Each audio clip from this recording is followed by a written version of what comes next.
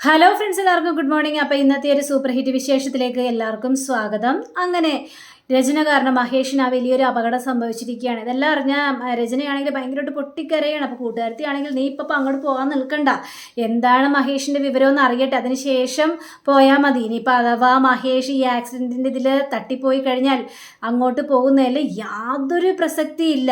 ദേ എല്ലാവരും കൂടി നിന്നെ കുറ്റപ്പെടുത്തിയുള്ളൂ, സംശയത്തിൻ്റെ നിഴലിൽ നീ നിൽക്കുമെന്നൊക്കെ കൂട്ടുകാരത്തി പറയുന്നുണ്ടെങ്കിലും ഈ രചന അതൊന്നും കേൾക്കാനായിട്ട് തയ്യാറാവുന്നില്ല.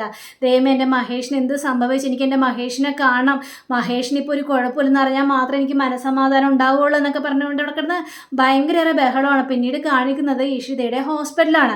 അപ്പോൾ ഇഷിത ഒരു കൊച്ചിനെ സർജറിക്ക് വേണ്ടി കയറ്റിയിരിക്കുകയാണല്ലോ. അപ്പോൾ ഈ കൊച്ചിൻ്റെ അമ്മയാണെങ്കിലും മുത്തശ്ശിയാണെങ്കിലും ഭയങ്കര കരച്ചിലാണ്, എൻ്റെ മോൾക്ക് ഒരാപത്തും വരുത്തല്ലേ. അപ്പോൾ മുത്തശ്ശിയാണെങ്കിൽ ഈ അമ്മയെ ആശ്വാസപ്പെടുത്തുകയാണ്, ഇല്ല ഡോക്ടർ, ഇഷിതയല്ലേ കൊച്ചിന് ചികിത്സിക്കുന്നത്, അതുകൊണ്ട് എനിക്ക് പൂർണ്ണ വിശ്വാസമാണ്, കൊച്ചിന് ഒരാപത്തും വരുത്താതെ നമ്മുടെ കൈകളിലേക്ക് തന്നെ ഏൽപ്പിക്കും ഇഷിത എന്നൊക്കെ പറഞ്ഞുകൊണ്ട് ഇങ്ങനെ ആശ്വാസപ്പെടുത്തുന്നുണ്ടെങ്കിലും അമ്മയ്ക്ക് ഭയങ്കര സങ്കടമാണ്. അപ്പോഴാണ് ഇഷിത ഇറങ്ങി വരുന്നത്. അപ്പോൾ ഇഷിത ഇറങ്ങി വരുന്നുണ്ടെപ്പോഴേക്കും ഡോക്ടർ, എൻ്റെ മോൾക്ക് എങ്ങനെയുണ്ട്, എനിക്ക് എൻ്റെ മോളെ കാണാൻ പറ്റുമോ എന്നൊക്കെ ചോദിച്ചപ്പോഴേക്കും മോൾക്ക് ഒരു കുഴപ്പമില്ല, സർജറിയൊക്കെ അടിപൊളിയായിട്ട് കഴിഞ്ഞു, ഇനി ഒന്നും കൊണ്ട് പേടിക്കാനില്ല, മോള് സുഖമായിട്ടിരിക്കുന്നു എന്ന് പറയുക. ഇത് കേട്ടുകഴിഞ്ഞപ്പോഴേക്കും അമ്മയ്ക്കും മുത്തശ്ശിക്കും ഉണ്ടായ സന്തോഷം അത് പറഞ്ഞറിയിക്കാൻ പാടുന്ന സന്തോഷം തന്നെയാണ്. അപ്പോൾ ഈ മുത്തശ്ശിയാണെങ്കിൽ ഇഷിത ഒരുപാട് നന്ദിയുണ്ട് കേട്ടോ, എൻ്റെ മോളെ രക്ഷിച്ചല്ലോ എന്നൊക്കെ പറഞ്ഞുകൊണ്ട്, മേഡം ഞാൻ മേഡത്തിനൊരു വാക്ക് തന്നായിരുന്നു, ആ വാക്ക് ഞാൻ പാലിച്ചു, എനിക്കറിയായിരുന്നു മോൾക്കൊരാപത്തും പറ്റില്ല, അവളെനിക്ക് ശരിക്കും പറഞ്ഞാൽ രക്ഷിക്കാൻ കഴിയുമെന്നും എനിക്കറിയായിരുന്നു എന്നൊക്കെ പറഞ്ഞുകൊണ്ട് ഇഷിതയോട് ഒരുപാട് താങ്ക്സ് ഒക്കെ പറയുകയാണ് ഇവർ രണ്ടുപേരും കൂടി. കുറച്ച് കഴിഞ്ഞപ്പോഴേക്കും ഇഷിതയ്ക്ക് ഒരു കോള് വരികയാണ്. കോള് കഴിഞ്ഞപ്പോഴേക്കും അതെ, ഞാൻ ഡോക്ടർ ഇഷിതയാണെന്ന് പറയുകയാണ്. നിങ്ങളുടെ കാറിൻ്റെ നമ്പർ? അതെ, എൻ്റെ കാറിൻ്റെ നമ്പർ തന്നെയാണത്, ഈ കാറ് ആക്സിഡൻ്റ് ആയല്ലോ എന്നിങ്ങനെ വിളിച്ച് പറഞ്ഞപ്പോഴേക്കും ഇഷിത ആകെ ഞെട്ടിപ്പോവുകയാണ്. എന്താ നിങ്ങൾ പറഞ്ഞതെന്ന് ചോദിക്കുകയാണ്. അതെ, അതിലുണ്ട് ആളെ ഹോസ്പിറ്റലിൽ അഡ്മിറ്റ് ആക്കിയെന്ന് പറയുകയാണ്. ഏത് ഹോസ്പിറ്റലാണെന്നൊക്കെ ഇങ്ങനെ ചോദിക്കുകയാണ്. അപ്പോൾ ഹോസ്പിറ്റലിൻ്റെ പേരും കാര്യങ്ങളൊക്കെ പറഞ്ഞു കൊടുക്കുകയാണ്. ഇത് കണ്ട ഇഷിത പിന്നെ ഒരു നിമിഷം പോലും അവിടെ നിന്നില്ല, അവിടെ നിന്ന് ഓട്ടം. ഇതേ സമയം തന്നെ മഹേഷിനെ അഡ്മിറ്റാക്കിയ ഹോസ്പിറ്റലിലേക്ക് രചന വന്നു കഴിഞ്ഞിരിക്കുന്നു. അപ്പോൾ രചന ചോദിക്കുകയാണ്, ഇപ്പോൾ ഒരു ആക്സിഡൻറ്റ് കേസായിട്ട് ഒരാൾ വന്നില്ലേ, അയാൾ എങ്ങോട്ടാണ് മാറ്റിക്കുന്നത്, അയാളുടെ പേരെന്താണ് മേഡം എന്ന് ചോദിച്ചപ്പോഴേക്കും മഹേഷ് ചന്ദ്രൻ എന്നാണ് പറയുന്നത്. അപ്പോൾ അദ്ദേഹത്തെ ഐസിലേക്ക് മാറ്റിയിരിക്കുകയാണെന്ന് പറഞ്ഞപ്പോഴേക്കും നിങ്ങൾ ആരാന്ന് ചോദിക്കണം. അപ്പോൾ മഹേഷിൻ്റെ കുഞ്ഞുങ്ങളുടെ അമ്മയാണ് ഞാൻ എന്നിങ്ങനെ പറയുക. അങ്ങനെ പറഞ്ഞപ്പോഴേക്കും ഐസിയുടെ മുന്നിലേക്ക് ഓടി ചെല്ലുകയാണ് ഈ രചന. അപ്പോൾ വേറൊരു മാഡം ഇറങ്ങി വന്നു കഴിഞ്ഞപ്പോഴേക്കും നിങ്ങൾ ആരാണ്, ഭാര്യയാണോ മഹേഷിൻ്റെ എന്ന് ചോദിച്ചപ്പോഴേക്കും ആദ്യം ഒന്ന് ഇഷിത പറയാനായിട്ട് മടിച്ചു. അത് കഴിഞ്ഞപ്പോഴേക്കും അതെ ഞാൻ ഭാര്യയാണ് എന്ന് പറയുകയാണ്. ശരി, അതെ, ഒരു സർജറിയൊക്കെ വേണ്ടി വരും, അതുകൊണ്ട് നിങ്ങൾ ഈ ഒരു പേപ്പറിൽ സൈൻ ചെയ്യോ എന്ന് ചോദിക്കുകയാണ്. ഞാൻ സൈൻ ചെയ്യാം മാഡം എന്ന് പറയുകയാണ്. അങ്ങനെ എന്നാലും മഹേഷിന് എങ്ങനെയുണ്ടെന്ന് ചോദിച്ചപ്പോഴേക്കും കുറച്ച് ക്രിറ്റിക്കലാണ് മാഡം എന്ന് പറയുക. അപ്പോഴേക്കും ഈ ഒരു പേപ്പറിൽ സൈൻ ചെയ്യാൻ തുടങ്ങിക്കഴിഞ്ഞപ്പോഴേക്കും ദാ വരുന്നു ഇഷിത പരക്കം മഞ്ഞ് വരിക.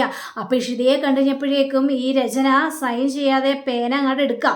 കഴിഞ്ഞപ്പോഴേക്കും ഇഷിത ഓടി വരുന്നത് കഴിഞ്ഞപ്പോഴേക്കും രചനയ്ക്ക് അഹങ്കാരം കൂടി, രചനയ്ക്ക് വാശി കൂടി. അങ്ങനെ രചന ആ പേന മേടിച്ചിട്ട് വീണ്ടും അവിടെ ഭാര്യ എന്ന സ്ഥാനത്ത് അവിടെ സൈൻ ചെയ്യുകയാണ്. ഇത് കണ്ട് ഇഷിതയ്ക്ക് സഹിക്കാൻ പറ്റില്ല. പക്ഷേ ഇഷിത അവിടെ പ്രശ്നം ഉണ്ടാക്കാനായിട്ട് നിന്നുമില്ല. അങ്ങനെ ഈ പേപ്പേഴ്സും കൊണ്ട് നേരെ അകത്തേക്ക് കയറി പോവാണ്. അകത്തേക്ക് കയറി പോയി കഴിഞ്ഞപ്പോഴേക്കും നമ്മുടെ രചനയാണെങ്കിൽ ദേ ഞാനേ സ്കൂളിലെ ബസ്സിൻ്റെ ഡ്രൈവർ പറഞ്ഞാണ് ഈ കാര്യങ്ങൾ മുഴുവനും ഞാൻ അറിഞ്ഞത്. നീ ഒരു ഡോക്ടറല്ലേ, എന്നിട്ട് പോലും മഹേഷിൻ്റെ ഒരു ആക്സിഡൻറ്റ് പറ്റിയിട്ട് നീ അറിഞ്ഞില്ല എന്നൊക്കെ വെക്കുമ്പോൾ അതെനിക്ക് വിശ്വസിക്കാൻ മാത്രം പറ്റില്ല. പക്ഷേ ആ ഒരു നിമിഷം ഇഷിതയ്ക്ക് ഈ രചനയോട് തർക്കിക്കാനുള്ള ഒരു സമയമൊന്നും തോന്നിയില്ല, ഒരു മാനസികാവസ്ഥയൊന്നും ഉണ്ടായിരുന്നില്ല. അപ്പോൾ ഒരു ഡോക്ടർ ഇറങ്ങി വരും. അപ്പോൾ ഡോക്ടർ ഇഷിത വന്നായിരുന്നോ എന്നൊക്കെ ചോദിക്കണം. അതേ ഡോക്ടർ, എൻ്റെ ഭർത്താവാണ് ഡോക്ടർ എന്ന് പറയണം. അപ്പോൾ ഈ ഒരു നേഴ്സ് കേൾക്കുകയാണ്, ഈ ഇഷിതയുടെ ഭർത്താവാണ് അഡ്മിറ്റ് ആക്കിയിരിക്കുന്നതെന്ന് മനസ്സിലായി. അപ്പോൾ എങ്ങനെയാണ് ഡോക്ടർ എന്ന് ചോദിച്ചു കഴിഞ്ഞപ്പോഴേക്കും കുറച്ച് ക്രിറ്റിക്കലാണ്, ഓപ്പറേഷൻ വേണ്ടി വരുമെന്നും പറയുകയാണ്.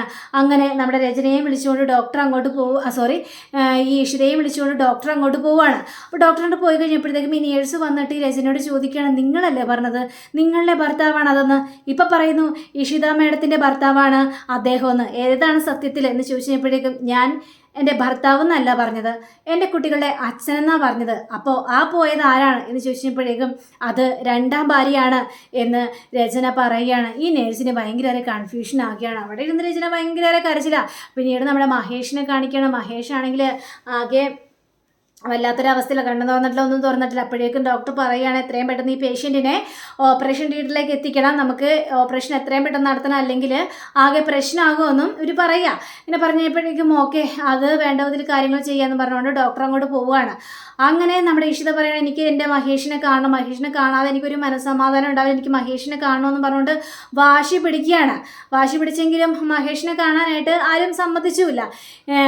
ഇതേ സമയം തന്നെ നമ്മുടെ ഈ മഹേഷിൻ്റെ വീട്ടിലാണെങ്കിൽ സ്വപ്നവല്ലി ഇരുന്ന് കരച്ചിലാണ്. അയ്യോ എൻ്റെ മകനെ എന്ത് പറ്റി, എനിക്ക് എൻ്റെ മകനെ കാണണം, പറ രാമ എൻ്റെ മകൻ എന്താ പറ്റിയത്, അവനിപ്പോൾ എങ്ങനെയുണ്ടെന്നൊക്കെ ചോദിച്ചു കൊണ്ട് നടക്കുന്ന ബഹളമാണ്. അപ്പോൾ മഞ്ജിമ ഒന്നും കരയാതിരിക്കമ്മേ, ഒന്നും പറ്റില്ല, എന്നാൽ മഹേഷിന് ഒന്നും പറ്റില്ല, അമ്മ ഇങ്ങനെ കരയാതിരിക്കില്ല, എനിക്ക് ഹോസ്പിറ്റലിലേക്ക് പോകണം, ഡോക്ടറോട് ചോദിക്കുക എങ്ങനെയുണ്ടെന്ന്, ഡോക്ടറോട് പറ എൻ്റെ മകനെ രക്ഷപ്പെടുത്തി തരണമെന്ന്, അല്ലെങ്കിലില്ലേ ഞാനവിടെ ഹോസ്പിറ്റലിട്ട് പൊളിച്ചെടുക്കും, എനിക്ക് എൻ്റെ മകനെ തിരിച്ചു വേണമെന്ന് പറ രാമ, എനിക്ക് പറ രാമെന്ന് പറഞ്ഞുകൊണ്ട് ഈ സ്വപ്നവല്ലി കിടന്ന് കരച്ചിലാണ്. സ്വപ്നവല്ലിയെ ആശ്വാസപ്പെടുത്തുകയാണ് നമ്മുടെ രാമനും. സ്വപ്നവല്ലി കരയിൽ ഞാനൊന്ന് പോയി ഹോസ്പിറ്റലിൽ വരെ ഒന്ന് പോയി അന്വേഷിച്ചിട്ട് വരട്ടെ, അവിടെ ഇഷിതയും ഒക്കെ ഉണ്ടല്ലോ, നമുക്കൊന്ന് അന്വേഷിക്കാം എന്നവിടെ സംസാരിക്കുകയാണ്. അങ്ങനെ നമ്മുടെ രാമൻ നേരെ ഹോസ്പിറ്റലിലേക്ക് ചെല്ലുകയാണ്. അവിടെ ഇഷിത നിൽക്കുന്നത് കാണുകയാണ്. മോളെ ഇഷിത എങ്ങനെയുണ്ട് മോളെ എൻ്റെ മകന് എന്ന് ചോദിച്ചപ്പോഴേക്കും അച്ഛാ കുറച്ച് ക്രിറ്റിക്കലാണ് അച്ഛാ എന്നിങ്ങനെ പറയണം. എൻ്റെ ദൈവമേ, ഇതിന് മാത്രം എന്ത് പാപം ഞാൻ ചെയ്തു, എന്തിനാണ് അവനെ ഇങ്ങനെയിട്ട് ശിക്ഷിക്കുന്നത് എന്നൊക്കെ ചോദിച്ചുകൊണ്ട് ഭയങ്കര കരച്ചില്ല. അപ്പോൾ ഡോക്ടർ വന്ന് പറയുകയാണ് ഏതായാലും ഒരു ഓപ്പറേഷൻ കഴിഞ്ഞിട്ടുണ്ട്, മഹേഷിന് ബോധം വന്നിട്ടില്ല, ഈ ഓപ്പറേഷൻ സക്സസ് ആയാൽ മാത്രമേ നമുക്ക് എന്തെങ്കിലും പറയാനായിട്ട് പറ്റുള്ളൂ, ഈ ഓപ്പറേഷൻ സക്സസ് ആയില്ലെങ്കിൽ മറ്റൊരു ഓപ്പറേഷനും കൂടി നടത്തേണ്ടി വരും, അതുവരെ നിങ്ങൾ കാത്തിരിക്കേണ്ട ഒരു അവസ്ഥയാണെന്ന് പറയുക. ഇത് കഴിഞ്ഞപ്പോഴേക്കും ഇവരെല്ലാവരും തകർന്ന് തരിപ്പണമായ ഒരു അവസ്ഥയിൽ ഇങ്ങനെ നിൽക്കുകയാണ്. ഇനി മഹേഷിനെ എങ്ങനെ രക്ഷപ്പെടുത്തുമെന്ന് അറിയാൻ പാടാത്തൊരവസ്ഥ. അപ്പോൾ നമ്മുടെ ഇഷിത പറയാണ് അച്ഛാ ഡോക്ടർ ഇങ്ങനെയാണ് പറഞ്ഞത്, ഒരു ഓപ്പറേഷൻ കഴിഞ്ഞു, പക്ഷേ മഹേഷിന് ബോധം വന്നിട്ടില്ല അച്ഛാ, എന്ത് ചെയ്യണമെന്ന് പോലും എനിക്കറിയാൻ പാടാത്തൊരവസ്ഥയാണ്, മഹേഷ് എങ്ങനെ ഇങ്ങനെ സംഭവിച്ചു എന്ന് ഒന്നും അറിയില്ലല്ലോ അച്ഛാ എന്ന് പറഞ്ഞുകൊണ്ട് ഭയങ്കര കരച്ചില്ല. അപ്പം രചനയും ഈ രാമനെ ഇങ്ങനെ തന്നെ നോക്കി നിൽക്കുകയാണ്. കാരണം രചന കാരണമാണല്ലോ ഇതൊക്കെ സംഭവിക്കാനുള്ള കാരണം. പക്ഷേ ഇതുവല്ല അറിഞ്ഞു കഴിഞ്ഞിട്ടുണ്ടെങ്കിൽ രചനയുടെ തലയെടുക്കുമെന്ന് ശരിക്കും നന്നായിട്ട് അറിയാം. അങ്ങനെ രാമൻ ഈ സത്യങ്ങളെല്ലാം അറിഞ്ഞിങ്ങനെ പൊട്ടിക്കരയാണ്. എൻ്റെ മോനെ ജീവിതത്തിലേക്ക് തിരിച്ചു വരില്ലേ, അവനെനിക്ക് കാണണം, എനിക്കൊന്ന് കണ്ടേ മതിയാവുള്ളൂ, എനിക്ക് അവനെ കാണാൻ എന്താണൊരു വഴി മോളെന്ന് ചോദിച്ചു കഴിഞ്ഞപ്പോഴേക്കും ഇപ്പോൾ കാണാനായിട്ട് പറ്റില്ല അച്ഛാ, ആ ഒരു സിറ്റുവേഷനിലാണ് ഇപ്പോൾ കിടക്കുന്നത്, അതുകൊണ്ട് തന്നെ ഇപ്പോൾ കാണാനായിട്ട് പറ്റില്ല. ഇതെങ്ങനെയാണ് മോളെ സംഭവിച്ചത്, ഒരു കുഴപ്പമില്ലാതെ വീട്ടിൽ നിന്ന് ഇറങ്ങിയതല്ലേ, എങ്ങനെയാണ് സംഭവിച്ചത് ചോദിച്ചപ്പോഴേക്കും എൻ്റെ വണ്ടിയും കൊണ്ടല്ലേ പോയ അച്ഛാ, പക്ഷേ ഇത് എനിക്ക് വരേണ്ടതായിരുന്നു, പക്ഷേ എന്തോ ഒരു നിർഭാഗ്യം മഹേഷ് തന്നെ ഇതിൽ സംഭവിച്ചല്ലോ എന്നും പറഞ്ഞുകൊണ്ട് ഇഷിതയും അതേപോലെ തന്നെ രാമനും കൂടി ഇന്ന് പൊട്ടിക്കരയാണ്. അപ്പം നാളെ കാണാനായിട്ട് പോകുന്നത് ഇതിനേക്കാൾ ഒരു അടിപൊളി രംഗം തന്നെയായിരിക്കും, അതിനുവേണ്ടി കാത്തിരിക്കണേ. അപ്പം എല്ലാവർക്കും നല്ലൊരു ശുഭദിനം ആശംസിച്ചുകൊണ്ട് നമസ്കാരം. Thank you. See you. By.